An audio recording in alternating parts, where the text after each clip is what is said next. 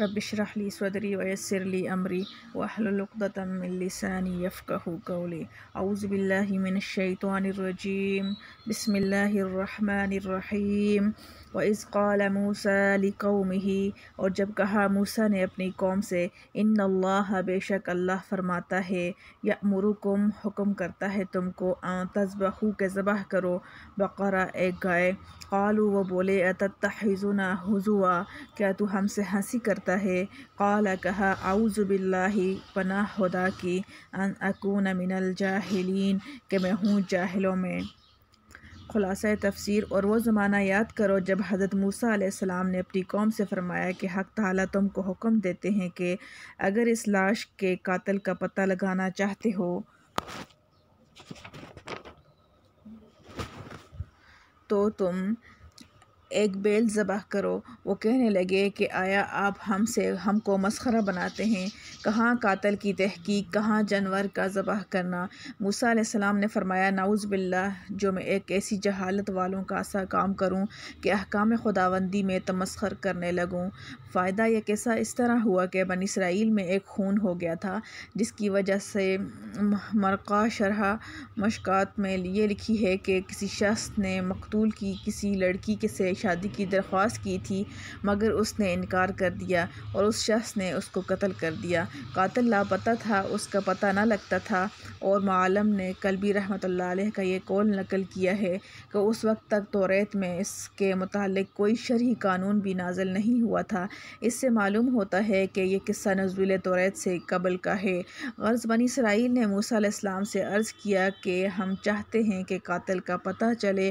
آپ نے بحکم خداوندی ایک بیل ذبح کرنے کا حکم فرمایا۔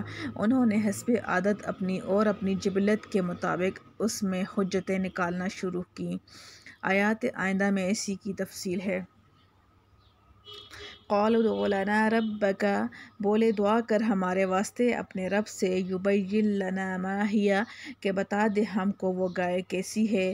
قال کہا انہ یقول، وہ فرماتا ہے انہا بقرۃ لا فارض ولا بکر، کہ وہ ایک گائے ہے نہ بوڑھی اور نہ ہی بیاہی، درمیان ہے، اوان بین ذالک، درمیان ہے بڑھاپے اور جوانی کے۔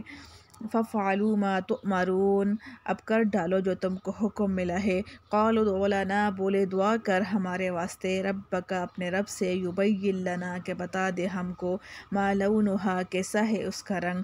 قال کہا انہ یقول انہا، کہ وہ فرماتا ہے وہ ایک بقرۃ گائے ہے، صفراء، زرد خوب گہری ہے، فاقع لونھا، تسر الناظرین، خوب گہری ہے اس کی رنگ زردی، خوش آتی ہے دیکھنے والوں کو۔ قالوا ادع لنا، بولے دعا کر ہمارے واسطے ربک اپنے رب سے، یبین لنا ما ہی، کہ بتا دے ہم کو وہ کس قسم میں ہے۔ ان البقرہ تشابہ علینا، کیونکہ اس گائے میں شبہ پڑا ہے ہم کو، وَإِنَّا إِن شاء اللَّهُ لَمُهْتَدُونَ، اور اگر اللہ نے چاہا تو ضرور راہ پا لیں گے۔ قال کہا انہ یقول، وہ فرماتا ہے کہ وہ انہا بقرۃ لا ذلول، وہ ایک گائے ہے محنت کرنے والی، جو تثیر الارض، جو زمین کو تتی ہے،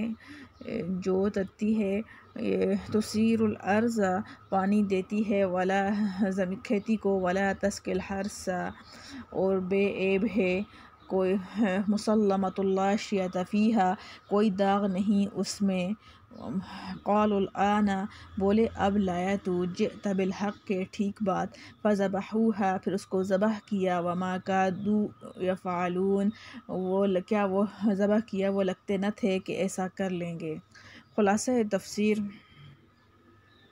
وہ لوگ کہنے لگے کہ آپ درخواست کیجئے ہمارے لیے اپنے رب سے، ہم سے بیان کر دے کہ اس بیل کے کیا اوصاف ہیں۔ آپ نے فرمایا کہ وہ میری درخواست کے جواب میں یہ فرماتے ہیں کہ وہ ایسا بیل ہو کہ نہ بوڑھا ہو نہ بہت بچہ ہو، بلکہ پٹھا ہو دونوں عمروں کے اوسط میں۔ سو اب زیادہ حجت مت کیجیے بلکہ کر ڈالو جو کچھ تم کو حکم ملا ہے۔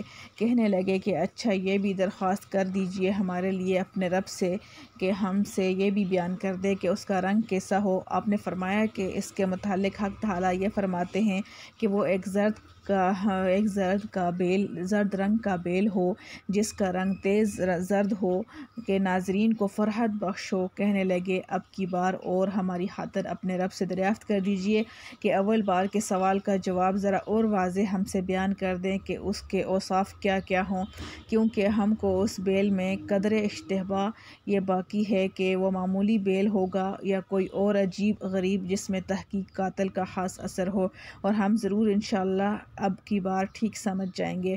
موسیٰ علیہ السلام نے جواب دیا کہ حق تعالیٰ یوں فرماتے ہیں کہ وہ کوئی عجیب و غریب جانور نہیں ہے، یہی معمولی بیل ہے، البتہ عمدہ ہونا چاہیے کہ اوصاف مذکورہ کے ساتھ نہ تو حل میں چلا ہوا ہو جس سے زمین جوتی جائے اور نہ کنویں میں جوڑا گیا ہو کہ اس سے زراعت کی آبپاشی کی جائے، غرض ہر قسم کے عیب سے سالم ہو اور اس میں کسی طرح کا کوئی داغ نہ ہو۔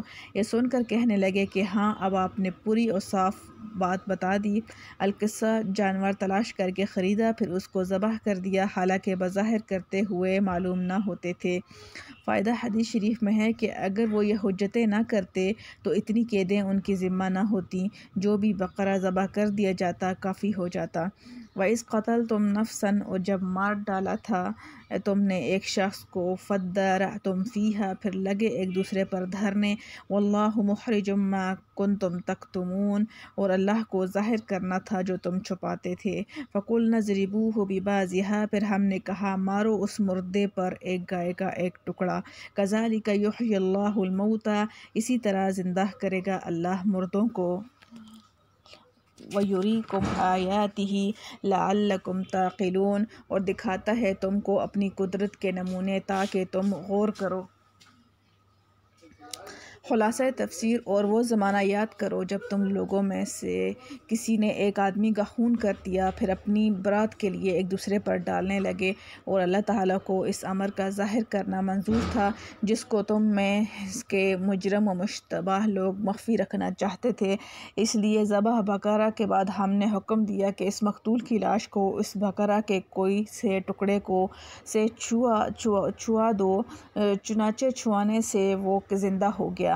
آگے اللہ تعالیٰ بمقابلہ منکرین قیامت کے اس قصہ سے استدلال اور نذیر کے طور پر فرماتے ہیں کہ اس طرح حق تعالیٰ قیامت میں مردوں کو زندہ کر دیں گے، اور اللہ تعالیٰ اپنی نظائر قدرت تم کو دکھلاتے ہیں اس توقع پر کہ تم عقل سے کام لیا کرو اور ایک نذیر سے دوسرے نذیر سے کے انکار سے باز آؤ۔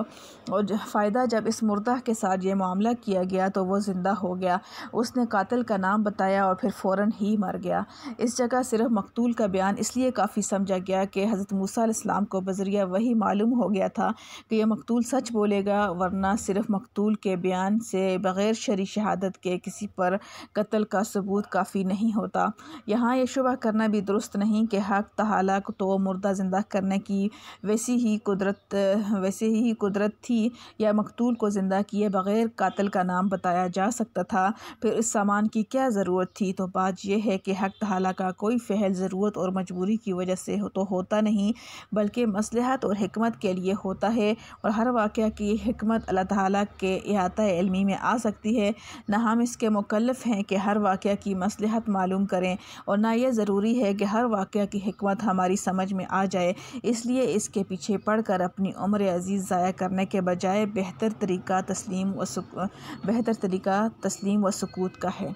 الحمدللہ حمداً کثیراً طیباً مبارکاً فیہ کما یحب ربنا و یرضیٰ۔